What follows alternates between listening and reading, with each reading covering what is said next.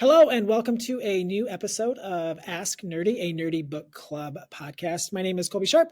I'm here with my amazing co host and good friend, Donalyn Miller. And we have a special guest today. Very exciting. We have Nawal Qarooni. Nawal, how are you? Hi, thanks for having me. Thanks for being here. Donalyn, how are you? Oh, I'm excited that it is only 60 degrees in San Antonio today. So we're not sweating today for the first time, I think, this entire year. But we're enjoying a balmy Christmas season, I suppose. Kids are getting out of school for the winter holiday break on Friday. So all the schools are doing their festivities this week. How are things with y'all? So many kids' activities. Oh my word. We're going to make gingerbread houses soon. Let's go. Let's go. The weather here is normal. It's like 38, but I was speaking in Tennessee last weekend and there were tornadoes. I was in a tornado warning. Like if I would have flown 2 hours later, I never would have got to Tennessee. So it was pretty intense, but we got to, it was fine by the time the conference started. So Naval, you have a new book. Can you tell I us a do. little bit about this book, Nourishing Caregiver Collaborations? Oh my goodness. It was a journey in the making, many, many years. It is a book for both teachers and caregivers, for schools and for districts, for anyone who works with young people, really. And it just basically debunks the premise that education happens solely in schools, and elevates the idea that caregivers and families do really important literacy work naturally and authentically. So I think it's full of lots of really useful ideas and really amazing book suggestions. Um, and it's rooted in story. I mean, it's full of my own family stories. Naval, so for people who aren't familiar with you and your work, can you just tell us a little bit about your journey in education and what led you to this book becoming part of your life? Yes, I was a newspaper reporter long ago before I was a teacher, and being a newspaper reporter, as a beat reporter in Newark, New Jersey, really kind of like opened my eyes to the world's inequities. And I realized desperately that I wanted to be on the social work side of supporting kids and families as opposed to just reporting kind of the atrocities that I was like witness to as a newspaper reporter. I then did New York City teaching fellows. I taught in Brooklyn for many years. I was a middle school teacher. Then I moved to Chicago for my husband's work. I taught in Chicago for many years, became a literacy coach, started doing professional learning for schools and then district wide, and had 4 children in that time. And so during the COVID-19 pandemic, when I was supporting teachers and also supporting my own kids in remote learning and also nursing a child on Zoom, all the things, I realized that caregiving and education, our goals as families and as teachers, were actually the same. That families have been doing this and desperately want to do the same kind of work that actually schools and classrooms, ELA classrooms, are also trying to Mm. elevate and create, like a sense of belonging and understanding our identity and rich curiosity. So I embarked on this like very intense kind of study. Chicago Public Schools had an influx of money during the COVID-19 pandemic to have family literacy programming. They didn't want it to be one-off events Mm. to throw the money at per school. And so I did a series of, merged my journalism work and my education work. And I did a series of interviews at all these pilot schools to determine what the programming for Chicago Public Schools could look like for family literacy. And what I realized and what I recognized is that tons of families have this kind of negative, potentially, experience or barrier rich experience with education, with formal education, but had these long legacies of all kinds of really amazing literacy work like problem solving and ritual building and traditions at home. But for whatever reason, didn't feel comfortable in the school setting and thus were deemed not engaged. So my book and my work really just kind of breaks down what engagement is. It is not necessarily in the school, right? It's Mhm. actually just engaged families, and also tries to recreate a new methodology or framework for communicating with families what we are trying to achieve in a holistic and kind of like, robust literacy classroom. What is something that really surprised you in that work with Chicago Public Schools? It's hard to say because I actually knew it, but I was glad to be Okay. validated that families that are historically marginalized and not deemed, a quote success in their own educational experiences, potentially that might be multilingual, that might be, families like mine, like immigrant families, it might be, families that feel they don't speak English well enough to XYZ. They create or the school creates a barrier that then makes them feel that they can't fully be involved in their child's literacy experience. And that might be something like, I can't help you with the homework because I don't actually know what your teacher wants. Or that could be like, I don't know what the right exact answer is because there's this kind of like stratification between like the teachers and administration knowing better. Like, here, I'm handing you my child, do better. Than I knew how to do. Or it could be the other direction. Like, I was surprised by some kind of like some experiences around toxic engagement where families felt that they, were validated and asking all kinds of questions for their children, advocating for their children in ways that another kind of family didn't even know that they could ask those questions. Right. And so I think it all boils down to, our own as educators ideas of what we think families should look like, sound like, or act like, and how that kind of bleeds into the way that we communicate with families accidentally, inadvertently, without even realizing it. We talk a bit about how even the fundamental definition of family engagement is off the mark from the beginning. I think a couple times this year I've either texted you or emailed you apps for family engagement that were really just communication apps, ways to Right. notify parents about deadlines Hmm. or upcoming things at school, marked as family engagement when it's really how can we get information to families. It wasn't really about communicating at all. What do you feel schools get wrong the most in defining family engagement for their communities? I mean, I think that's exactly it. That schools think that they determine what engagement equals, when the reality is engagement equals engaged families. And engaged families talk a lot, problem solve a lot, have their own patterns and rituals and behaviors that they, things that they do with their kids all the time that grows really awesome reading, writing, curiosity, and critical thinking skills. And so engagement is not like picking up report cards on time and attending the snow fest today from 5 to 8. And I make these jokes all the time because I have kids in different schools and programs. So I have 4 to 5 different apps that I have to check consistently. I have Slack and I have Remind, I have Family app, and I have all these different apps. I'm also supposed to check this digest and that digest.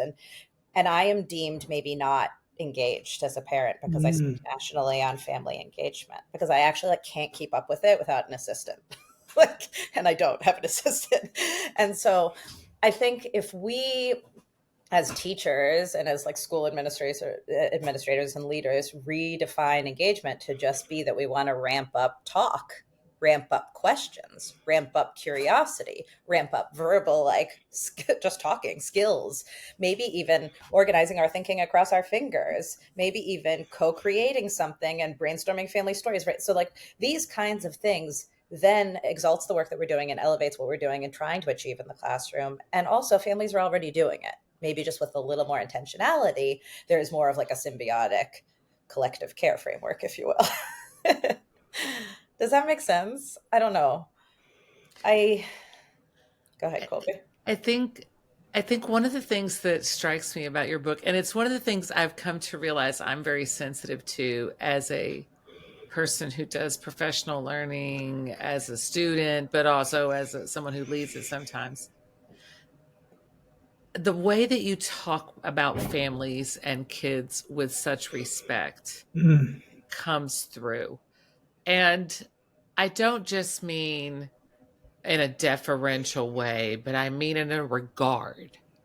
And it's that tone towards kids and parents and towards educators too that I think I'm looking for in conversations about schools, where it's got to start there. It's got to start with respect for the families, but also for the children themselves. Um, how did you come to develop that mindset as you're working with kids and families? Do you think it's just part of who you are as a person? Did your experiences as a journalist lead you to interact with people in that way? I mean, when you're a journalist, I imagine you're talking to people when they're having really rough experiences.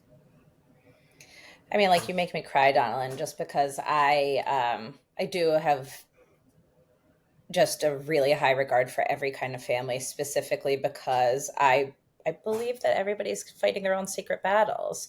And I think it's because of where I've always taught and worked, right? I taught in urban districts that also were gentrifying, and neighborhoods that were gentrifying. And so I saw a very like interesting confluence of families, and served an interesting confluence of families in these schools that were rapidly changing. And I watched kind of like administrators and school staff not look like or look like the population they were serving, and then saw how that affected the way that they then interact with the kids. And then as my consulting and my kind of like work just grew, I never wanted to work in the suburbs, but then I realized really quickly that all kids and all families desperately need the same type of love, care, respect, support, right? Like, so there's no, I just consistently work to break down my own biases, I think. And I've been worried actually about the way that my book is going to land, even in my own family, hearing and reading the little vignettes that I included, because I'm afraid that they might not see the whole entire picture as just a loving, that's the way that I want my work to feel and look, is that it's loving, loving first. Well, it's honest is what it is. It's honesty. And I say this all the time talking about kids with reading role models. Kids don't need perfect reading role models; they need honest ones. And I think that's what they need for all of us as adults, to be honest with them about life, about its challenges, about its joys, about navigating relationships. I keep reading again and again. As a parent of adults, you look at some of these conversations a little differently as your kids have already left school. And I think about some of the skills that my daughters have needed as adults that they didn't necessarily acquire um, in any kinds of interactions around school. And I think those interpersonal relationships, how to work with other people, and I don't just mean in a group to produce a poster, I mean real sustained conversations with other people about topics, including topics that are hard. These are the skills that our kids need to be able to navigate the world. And families do a lot of that work, teaching kids about how to navigate interactions with the world. I wish we did more of those kinds of things at school with our kids. Um, it it's interesting to me how family engagement has become kind of a buzzword that we all just think we understand. It means the same thing when, as you clearly even just said, in this short amount of time, uh, we don't know what it really means, and maybe it shouldn't even be framed and named in that way. Uh, what do you think families want most from school? When, with all the work that you're doing with families, what are families telling you they really want most from school? Well, it's an impossible question to ask, because a family is going to decide what's most important for them based on what they deem success is. And so, Hmm. if a family thinks that success means accolades and the best university or the best high school entrance, right, then they are going to want their child to have test prep and have the best scores and have all the extracurriculars. If a family believes that their child having a sense of like whatever it is that they believe success is like where they're going to put their efforts in terms of, so different populations and different groups like ask for different things. And I write about that right about at the beginning of the book, because Iranian families and immigrant families, in a lot of ways, like my family definitely thought that, like, you know there were certain things that make me a success. And I'm like trying to debunk that myth and that there are like many ways to be. I think that what we should be kind of like communicating to families is are these bigger tenets of there's not just one way, like honoring the child and centering the child. And I think that like that is also a buzzword, centering the child. But when we really just stress that your child feeling as comfortable as possible, asking questions and being themselves and making mistakes and um, choosing their own like way forward and learning, knowing what the learning style is most important, like works for them. Those are the most important things. The other stuff then gets better. The other stuff then becomes more caring, more loving, and more growth is seen, right? Colby, you've been quiet. Well, I think anytime we talk to people or we see a professional book, we think about like the situation that we are currently in and how is this going to help me. So here's my situation. Let's see if you can help. I teach at a elementary school that's got 2 or 3 classrooms in each grade. It's about 400 students. Our district has 3 different elementary schools that are about the same size, but very different communities. I would say I'm in a little tiny town, and the school is kind of the center of the town. It's really all the town has to bring it together. The other 2 communities are in like a community where like the Christian university is kind of the center and the church is kind of the center. And we are 18 months from moving into a 1,200 student elementary school together Hmm. and mixing all of these families and all of these school staffs together. And um, I don't know, it really scares me. So if you could just tell me how to do that, and or at least like what you would be thinking if you were in that situation, and any little tidbits there would help me sleep better at night. You know, I think about shared family experiences and bringing families in. I do these, what I call lab sites. It's like one piece of kind of what I think is like this round reach of all the ways that we can grow better communication and partnering with families. And lab sites are really low stakes invitations for families to come and participate in something shared with their kids.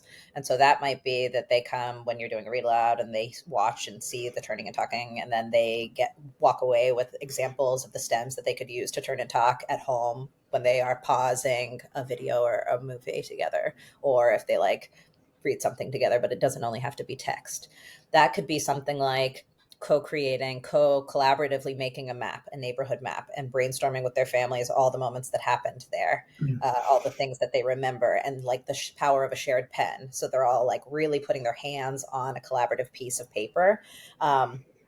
These lab sites don't need to be like super fancy, super thought through. They could be like very low stakes, bunch of times, so that families feel like they can come at all different times. But what happens usually is that they start to understand what you're trying to achieve in the classroom, and they start to like feel you, and they feel what you're trying to do with their children. And then they have some of the language that you're using that they can then try out when they're at home with like really like it doesn't take a lot of time away from their like already busy schedules. And I think it does something for, and I've seen this in all of my experiences in LA and in Chicago, it does something to like make the families love and know you Mm. and know what you're trying to co-create with with your children. As like what happens always is that teachers say like we have more adults in the building, we have more like more adults, we have more teachers with our children even outside of the building, because it's like you're trying to achieve the same thing.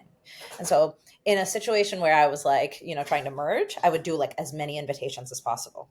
And I don't even mean just like in person. It could also be like low stakes ones. If you like look at your curriculum, are there places like low level asks for invitation for them to include their family story, family experience, family expertise, or are there like higher ones, bigger, more involved ones? And I would like think across that spectrum, and every intersection that you can, bring them in, bring them in, bring them in. Okay. I usually invite siblings. If like families can't come, I say Oh. like, can siblings come? I usually have like toddlers on my hip while I'm doing it to like really show that it's like a family and collaborative effort. I usually like have kids leave after my 15-20 minute kind of like, and I run it like a workshop-ish, right? So they come close to me, we do the turning and talking, they turn and talk with their families, and then I like walk around and I do some Oh, conferring. wow. And then I send the kids away to go keep working, and I give the family some tips. This is what I'm doing. This is the thing that I'm trying to recreate. This is what it would look like in if you weren't here. It would continue this work. You might ask your kid XYZ. Here's a tear sheet for your fridge, you know? That's amazing. It's so fun, I actually. bet that's so fun. It is. Do you get a lot of families that come to those?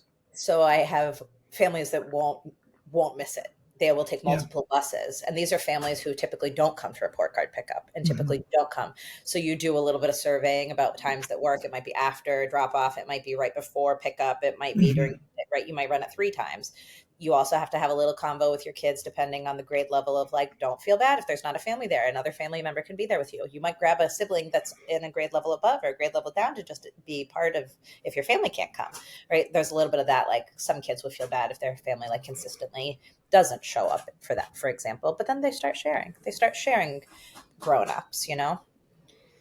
I do another thing that's a lot of fun that's called like something around like who's in your constellation of care, or like what does a community map look like instead of a family tree, like a conventional family tree, Oh, because of the idea that, of course, the people in your constellation of care are not just blood relatives, and that families look different, of course, and that we inadvertently might alienate kids and families whose family makeup looks different. I always had tons of cousins living with me. I always had grandparents living with me, and I like wanted to include them on these kind of like typical or more rote activities, and I didn't understand it. Or, you know, people who are really important to me who don't show up in any way on this family map. And so I create this kind of like very loose, and you could do that with families too. You could do it just with your kids. You could do it over time. But I like the language around constellation of care. I like the language around like who helps grow you, who like who's in your I garden. have this I have this loose constellation of ants. Like they're none of them are blood related to me at Exactly. all. But through my mom, through my stepmom, through other relatives, like I have aunts, and they do are people who I call for advice and who care for me and who would come and see me if I was in the hospital. They're definitely on my constellation of care. So I like this idea of just like we talk about home adults. I've heard you use that phrase, or Yeah. other people use it too. Yeah. How can we include the people who care for the kids and who the kids care for without using some of those very traditional labels that may exclude families? I mean, even just the change in the way we talk about families is huge, Naval. Though Yeah. that's an attainable change. Sometimes well, people feel like all of this is so overwhelming to them, but even if we just change the way we talked about kids and their families at school, would make a Yeah. big difference. Yeah. Donalyn, we have time for one more question because I have to go pick up my fifth graders from recess. All right, so Naval, I know that because of your interest in families and culture and literacy and great books, you also have a side interest in books about food. So, have you read, and there have been some great ones published recently. Do you have any? I hate to put you on the spot. If you No, can't it's read one, that's fine. fine. Oh my gosh. I don't know Do you that have they're any book okay. recommendations about food? Okay, no, I don't know if it's going to be about food, but I just read a book that Aida Salazar wrote. It doesn't actually, I don't think it has food in it. Ultraviolet. Do you know it? Ooh, Ultraviolet. no, I It's a haven't read it novel yet. in verse. It's her first, I think, book that is in a male perspective. It kind of like deals with toxic masculinity. I was really looking for something for my boy, my son, and just kind of like machismo culture. I have noticed or seen some of that. Kind of, and so I was just excited about that. Food stories. Otherwise, I've been reading so much poetry. I don't know what to tell you. I've just been reading I a just ton. thought you might have a good recommendation for us. Have you seen Chinese Menu by Grace Lin? Yes, I Oh my love goodness, I'm her. trying to, I I mean, it's a love. brick of a book. It's huge, but I'm just trying to recommend that to as many people as possible. Thank you Thank so much for giving us your time in the middle of the day like this. And I mean, I you. know as an educator and a mom, you're just so busy, and we appreciate the gift of your time. Thank you so much. Congratulations on the book. Thank you. Thank you. I'm just a huge fan of both of yours. So thank you. Well, thank you, Naval. Thank you, Donald. And thank you, everyone, for listening and watching, however you consumed this content. We appreciate you and all that you do for kids. Until next time, I'm Colby Sharp with Donalyn Miller. Thanks for listening to Ask Nerdy. And I press stop. So